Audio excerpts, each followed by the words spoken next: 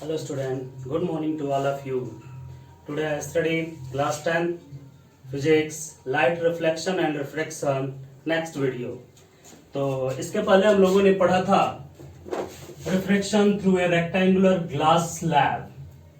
आपको मैंने बताया था रिफ्रैक्शन ऑफ लाइट, जब लाइट एक मीडियम से दूसरे मीडियम में ट्रेवल करती है तो क्या हो जाती है, बेंड टुवर्ड्स द नॉर्मल और move away from the normal. ठीक है, तो चलते हैं। ये देखिए रेक्टेंगुलर ग्लास स्लैब हम लोग ले रहे हैं और इस पर कोई लाइट रेज हम लोग क्या कर रहे हैं, इंसिडेंट करा रहे हैं। जब लाइट रेज हम लोगों ने क्या किया, इस पर इंसिडेंट कराया तो इसका एक सरफेस खींचते हैं जिसको हम लोग क्या बोलते हैं, नॉर्मल बोलते हैं। ठीक है, ये नॉर्मल हो गया तो ये क्या हो जाएगी, bend towards the normal, normal की तरफ क्या हो जाएगा, बेंड हो जाएगा। ये एंगल आई था, ये एंगल मान लेते हैं कि क्या है, R1 है। जब यहां पर लाइट रेज इंसिडेंट हुई, फिर इस दूसरे सरफेस पर ये A B C D, दूसरे सरफेस पर जब लाइट रेज इंसिडेंट होती है, पहला मीडियम क्या था, एयर, दूसरा मीडियम ये क्या था, ग्लास, तीसरा मीडियम क्या हो गया, एयर। तब लाइट रेज इससे क्या होती है, दूर हटती है, अवे फ्रॉम द नॉर्मल। जाना चाहिए था यहां पे, लेकिन पहुंच गई यहां पे, अवे फ्रॉम द नॉर्मल। ये मान लीजिए R2 और इस एंगल को E मानते हैं। ये एंगल क्या था, इंसिडेंट रे था। ये क्या था, इंसिडेंट रे। ये क्या था, रिफ्रैक्टेड रे। ये क्या है, रिफ्रैक्टेड रे। और ये क्या हो गया, इमर्जेंट रे। ये क्या हुआ, इमर्जेंट रे। और ये एंगल ऑफ इमरजेंस हुआ जिसको हम ई से डिनोट करते हैं, ये एंगल ऑफ इमरजेंस हुआ। अब देखिए लाइट रेज यहां पर पहुंच गई। पहले अगर ये ग्लास स्लैब नहीं होता तो इस लाइट रेज को जाना कहां चाहिए था, यहां जाना चाहिए था। ठीक है, तो ये लाइट रेज को यहां जाना चाहिए था, तो इसके बीच ये जो डिस्टेंस होती है, इसी को मैंने बताया था क्या, लैटरल डिस्प्लेसमेंट। तो क्या हो जाएगा, लैटरल डिस्प्लेसमेंट। क्या होता है lateral displacement, the perpendicular distance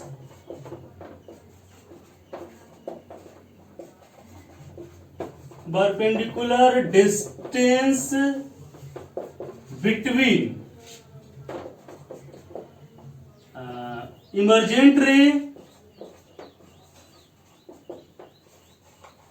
and incident ray produce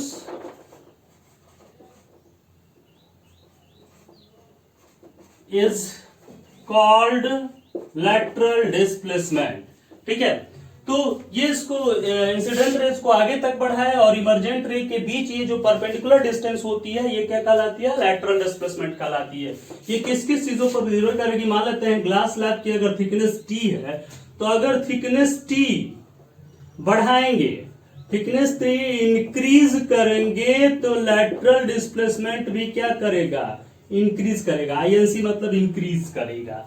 ठीक है, अच्छा, इंसिडेंट एंगल अगर इंक्रीज करेंगे तो भी लैटरल डिस्प्लेसमेंट क्या करेगा, इंक्रीज करेगा।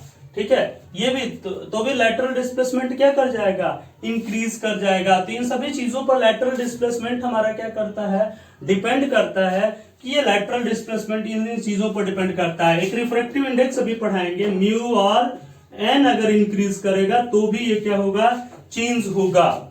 ठीक है, क्योंकि ये जितना ही डेंस होगा फिर उतना ही रिफ्रैक्शन इसमें फॉर्म्ड होगा। ठीक है, तो भी लैटरल डिस्प्लेसमेंट क्या कर जाएगा, इंक्रीज कर जाएगा।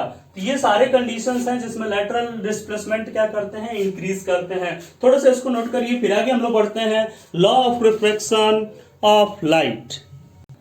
चलिए आगे बढ़ते हैं। तो ये लिखा आपका क्या, लैटरल डिस्प्लेसमेंट, जिसका डिफिनीशन मैंने उस दिन नहीं लिख पाया था, तो डिफिनीशन आप ये लिख लीजिए। चलिए अब आगे बढ़ते हैं। तो ये समझ में आ गया,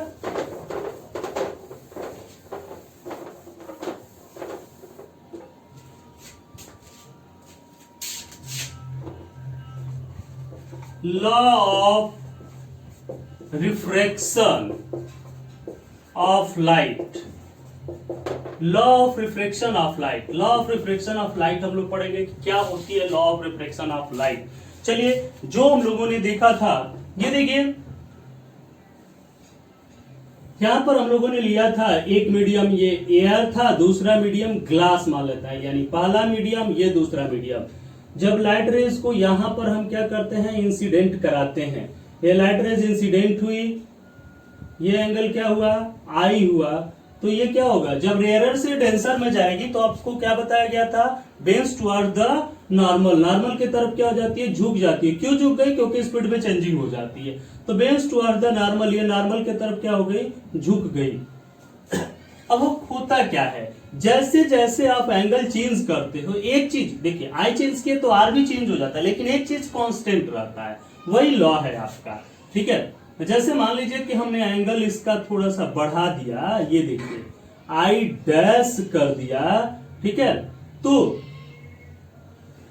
ये भी आर भी क्या हो गया, बढ़ गया, जाना चाहिए था यहाँ पे, यहाँ पर पहुंच गया, तो ये आर भी बढ़ गया, ये आर डैश हो गया, लेकिन दोनों का रेशियो जो होता है वो क्या होता है, सेम होता है। देखिए क्या चीज है, यानी क्या सेम होता है, इसके एंगल का जो रेशियो होता है, sine of angle of incident and sine of angle of क्या, रिफ्रैक्शन इज आल्सो क्या, कांस्टेंट। इन दोनों का जो साइन होता है वो क्या होता है, कांस्टेंट होता है, भले एंगल बढ़ाते जाइए कोई दिक्कत नहीं। ये मान लीजिए 30 था, ये 20 हो गया, ये 40 था 30, इस तरह से रेशियो वही चीज बढ़ती चली जाती है, दोनों का जो रेशियो आता है वो क्या आता है, सेम आता है, ठीक है। उसी रेशियो में ये भी एंगल बढ़ जाता है, तो फिर दोनों का रेशियो क्या हो जाता है, हमेशा हमेशा सेम रहता है, ठीक है। तो क्या है law of refraction of light में, पहला the ratio of sine of angle of incidence to the sine of angle of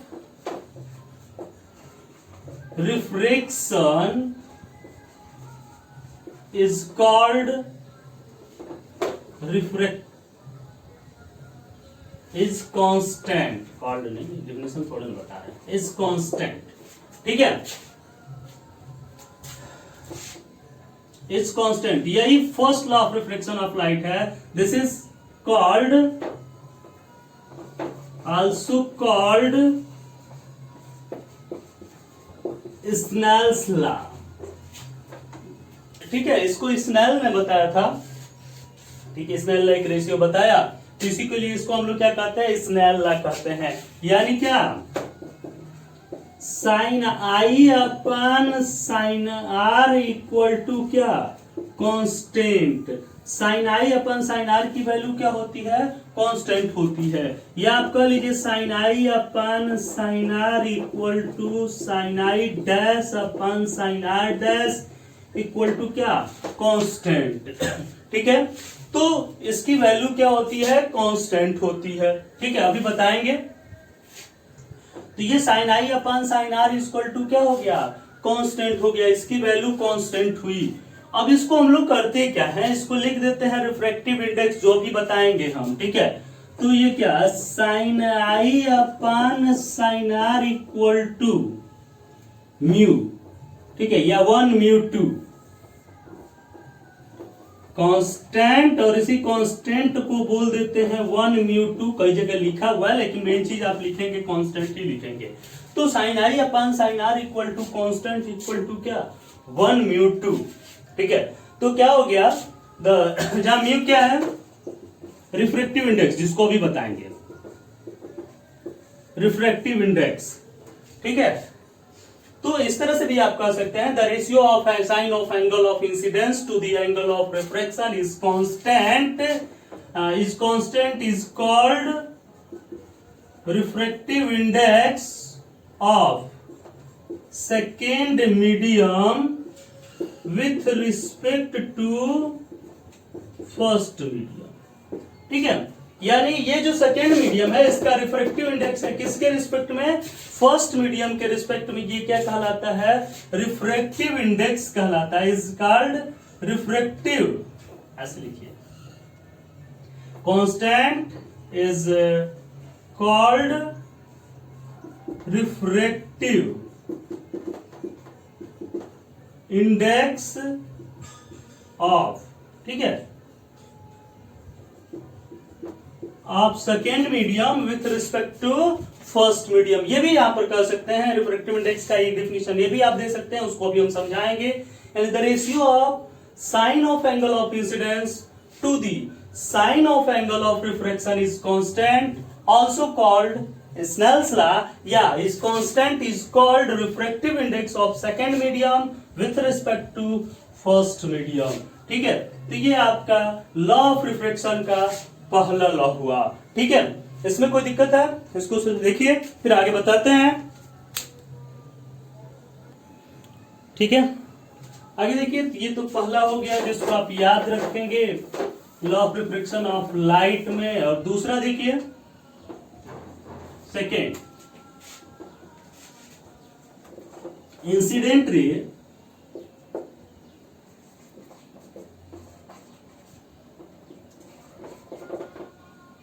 refracted ray and normal at a point of incidence all lies in a same plane, ठीक है। यहां से देखिए, incident ray, इसको बोलते हैं incident ray. Incident ray ये क्या हो गया, रिफ्रैक्टेड रे, ठीक है। लिखते हैं क्या, ये इंसिडेंट रे है, ये क्या है, नॉर्मल है, और ये रिफ्रैक्टेड रे, ठीक है। तो incident ray, refracted ray and normal at a point of incidence all lies in a same plane, सभी जो होते हैं वो क्या होते हैं, एक ही प्लेन में होते हैं। तो ये आपका दूसरा लॉ हुआ, ठीक है। ये दूसरा लॉ आप नोट करिए, फिर आपको हम क्या करते हैं, रिफ्रैक्टिव इंडेक्स के बारे में बताते हैं, उसको नोट करिए जल्दी से, अभी फिर बताते हैं।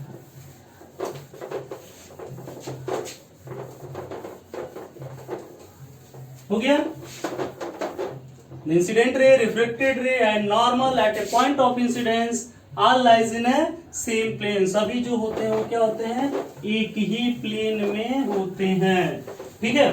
चलिए आगे बढ़ते हैं।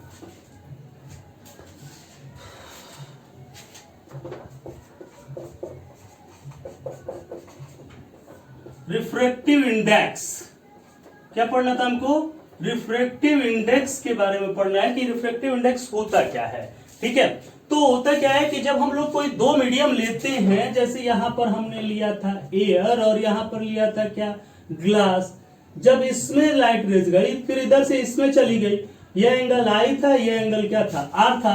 अब ये देखिए, रेयरर से जब ये पहला मीडियम जो था वो क्या था, रेयरर था, और ये दूसरा मीडियम जो है वो कैसा मीडियम है, ग्लास डेंस है कि नहीं है। ग्लास के पार्टिकल्स क्या होता है, बहुत पास पास होते हैं। होता क्या है, आखिर इसमें क्यों चेंजिंग हुई, इसमें चेंजिंग क्यों हुई, यही चीज आपको क्या करना है, देखना है कि आखिर इसमें चेंजिंग क्यों हुई। चलिए, तो ये देखना चीज है कि आप इसमें चेंजिंग क्यों हुई। तो क्यों चेंजिंग हुई, यहां पर देखते हैं।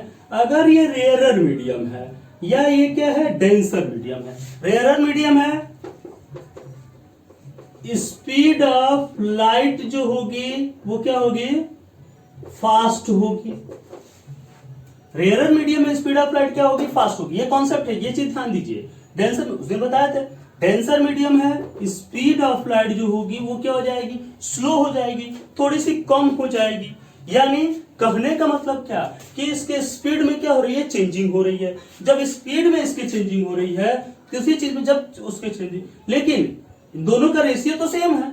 यानी एक चीज होता है जो कि क्या हो रहा है, उसका सेम होगा, स्पीड में चेंजिंग हो गई, लेकिन दोनों चीज का एक चीज सेम होता है। जैसे आप देखते हैं कोई चीज चेंज होता है, जैसे डेंसिटी आप पढ़ते हैं, डेंसिटी इज इक्वल टू क्या होता है, मास अपॉन वॉल्यूम। अब किसी भी मटेरियल की डेंसिटी हमेशा क्या होती है, सेम होती है। चाहे 1 किलोग्राम लोहा ले लेंगे तो उसका वॉल्यूम कुछ उतना होगा, 2 किलोग्राम ले लेंगे वॉल्यूम उसी रेशियो में क्या हो जाएगा, बढ़ जाएगा। लेकिन डेंसिटी उसकी चेंज होगी क्या, नहीं चेंज होगी। उसी तरह से एक चीज यहां पर मैंने बताया था, ऐसा होता है जो कि चेंज नहीं होता है, कांस्टेंट रहता है, जिसे हम क्या कहते हैं, रिफ्रैक्टिव इंडेक्स कहते हैं। ऑप्टिकल डेंसिटी, उसी तरह से इसका नाम वैसे ऑप्टिकल डेंसिटी है, लेकिन इसी ऑप्टिकल डेंसिटी को हम क्या बोलते हैं, रिफ्रैक्टिव इंडेक्स बोलते हैं। क्या बोलते हैं इसको, ऑप्टिकल डेंसिटी को हम बोलते हैं क्या, रिफ्रैक्टिव इंडेक्स बोलते हैं। यही रिफ्रैक्टिव इंडेक्स है। और ये किस चीज पर डिपेंड कर रही है, स्पीड पर डिपेंड कर रही है। Mu is proportional to 1/v। Mu is proportional to क्या, 1/v। ऐसे मान लीजिए कि इसका अगर म्यू1 हो, इसका रिफ्रैक्टिव इंडेक्स को देखिए, म्यू से या एन से डिनोट करते हैं, आप जिससे डिनोट कर लें। हम म्यू से इसलिए डिनोट कर रहे हैं कि अगले क्लासेस में जब आप जाएंगे 12th में, तो फिर वहां म्यू से ही डिनोट किया जाएगा। पहले से ही आप म्यू से करिए, आदत है म्यू से करने की, ठीक है। ये म्यू1 है, म्यू2 है, इसमें स्पीड v1 हो गया, इसमें स्पीड क्या हो गया, v2 हो गया। तो क्या हो जाएगा यहां से, μ2/μ1 इक्वल टू क्या हो जाएगा, v1/v2। μ2/μ1 इक्वल टू क्या हो जाएगा, v1/v2। और μ2/μ1 को लिखते हैं 1μ2 इक्वल टू v1/ क्या, v2। 1μ2 मतलब क्या, 1μ2 मतलब क्या, रिफ्रैक्टिव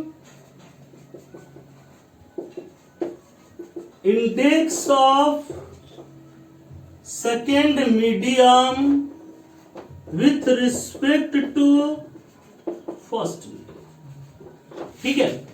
1μ2 मतलब क्या, सेकेंड मीडियम का रिफ्रैक्टिव इंडेक्स, सेकेंड मीडियम का, ऐसे भी लिखते हैं और म्यू लिखिए, ऐसे भी लिखते हैं और ऐसे भी लिखते हैं, ठीक है। तो जैसे आप लिख लीजिए, ऐसे भी लिखते हैं, refractive index of second medium with respect to first medium. तो 1μ2 इक्वल टू v1/ क्या, v2, where 1μ2 equal to refractive index of second medium with respect to first medium, first medium के रिस्पेक्ट में सेकेंड मीडियम का refractive index, ठीक है। तो ये चीज हो गया 1μ2 इक्वल टू v1/v2। अब चलिए इसका डिफिनीशन। अब जो फर्स्ट मीडियम होता है, फर्स्ट मीडियम क्या है, एयर है। अब तो एयर में स्पीड है, एयर या वैक्यूम, दोनों का रिफ्रैक्टिव इंडेक्स एक ही चीज होता है, वैक्यूम, ठीक है। तो speed of light in air to the speed of light in medium is called, इसके लिए केवल बताया है, is called refractive index, is called refractive index. Mu equal to c/v। जैसे यहाँ v1/v2 था ना, तो वही चीज म्यू इक्वल टू क्या हो गया, c/v। 1μ2 इक्वल टू, या म्यू को ही लिखते हैं क्या, 1μ2, वही चीज म्यू इक्वल टू c/v, जहां c क्या है भाई, स्पीड ऑफ लाइट है। c जो है वो किसकी स्पीड है, लाइट की स्पीड है, ठीक है। लाइट की स्पीड कितनी होती है, 3 × 10⁸ मीटर पर सेकेंड। एयर में या वैक्यूम में, वैक्यूम या एयर में लाइट की स्पीड 3 × 10⁸ मीटर पर सेकेंड होती है।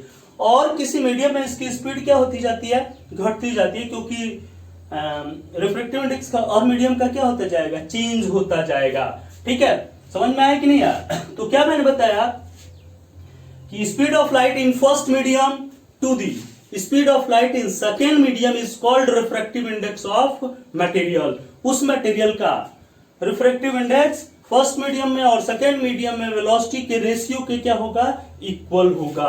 कोई दिक्कत इसमें, तो ये चीजें हैं। v1/v2 लिखे या c/v लिखे। c/v इसलिए लिखे कि बहुत जगह c/v आता है ऑप्टिकल डेंसिटी, क्योंकि एयर से ही लाइट किसी मीडियम में आती है, तो एयर में स्पीड ऑफ लाइट 3 × 10⁸ मीटर पर सेकेंड स्पीड ऑफ लाइट को c से डिनोट करते हैं एयर में, और किसी मीडियम में स्पीड ऑफ लाइट है तो उसको किससे डिनोट करेंगे, v से डिनोट करेंगे। चलिए थोड़ा सा देख लेते हैं। और ये जो रिफ्रैक्टिव इंडेक्स था, ये अगर पहला मीडियम क्या हो, एयर हो, और दूसरा मीडियम क्या हो, ग्लास हो, तो ये ए म्यू जी हो जाएगा, ठीक है, ए म्यू जी। अच्छा, रिफ्रैक्टिव इंडेक्स क्या होता है? एयर का रिफ्रैक्टिव इंडेक्स 1.000 ऐसे करके होता है, ठीक है, तो 1 ही लिखते हैं। एयर का रिफ्रैक्टिव इंडेक्स क्या होता है? 1 होता है।